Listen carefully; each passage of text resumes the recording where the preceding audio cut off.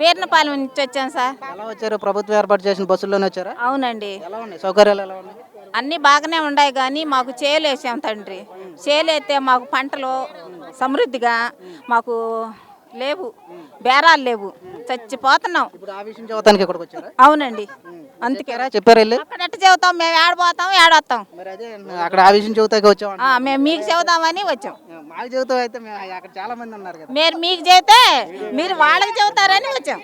వాళ్ళ కాడికి మేము పోలేకపోతున్నాం కదా సార్. మేము ఏడ తొక్కిట్లాడిపోతామని భయం చెప్పుకోవడానికి కోసం వచ్చారు కానీ రాజధాని మీద ప్రేమతో రాలే ఇక్కడికి. దానికి కూడా వచ్చాము. అది ఇప్పుడులో చేయలేం కదా, ఏదో 20-40 సంవత్సరాలు పట్టిద్ది. ఇప్పుడు పంట వేసుకున్నాం, చేళ్ళు అల్లాడిపోతున్నాం. 1100 1200 ఇచ్చాం. మాకేమి నానటానికి లేదు. మాకు ఒక రవ ఆయన్ని సార్ని మాకు ఒక రవ పంటల్ని పూర్తి చేసి సార్ని 3 సార్లు ఉన్నారు. బాబు గారు, పవన్ కళ్యాణ్ గారు, మోదీజీ గారు, ఎవరు 3 సార్లు ఉన్నారు. ఆ సారుల్లో పెద్ద ఆయన ఎవరు? మోదీ గారు. ఆయనే చెయ్యాలి, మాకు ఇంకెవరు లేదు కదా. అది ఇప్పుడు మన రాజధానికి వచ్చారు, చెప్పారు వెళ్ళి కలిసి. మరి మేము ఆడకు పోలేం కదా సారు.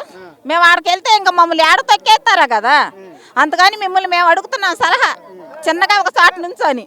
అది అది ఆడకెళ్తే మేము ఆ సినిమాకెళ్ళి తొక్కిట్లో ఏమైపోతారా కదా, అట్ట అయిపోతాయని భయం వేసేసింది. అందుకని మిమ్మల్ని అడుగుతున్నాం. పనులకు వెళ్ళే వాళ్ళని కూడా ఆపించి మరి బస్సులు ఎక్కించారంట, నిజమేనా? అవును, వచ్చాము. మాకు పొలాలు పంటలండి, మాకు ఒక రేటు పెట్టమానండి. అది మేము చాకరీ చేసుకునే వాళ్ళం బేదలవి. ఆ రైతుల కాడ మేము చేలు తీసుకున్నాము, మరి వాళ్ళకి కట్టాలి, కూలి వాళ్ళకి ఇవ్వాలి. అడిచారా మీ రోజు బస్సు ఎక్కినందుకు? మాకేం కూలీ లేదు సారు. కొంచెం అన్నం పెట్టారు, ఒక బస్తాకాయ ఇచ్చారు, ఒక ప్యాకెట్ మజ్జిగ ప్యాకెట్ ఇచ్చారు సార్ మాకు. ఒక అరటికాయ ఇచ్చారు. అయ్యాల ఒక్కరోజే కదా కడుపు నిండేది. దినమంతా చేలేసి మేము చచ్చిపోతున్నాం. మాకు ఆ పంటకు ఒక రేట్లు ఇస్తే చాలు. ఆయనకి దయచేసి మేము దండం పెడతాం.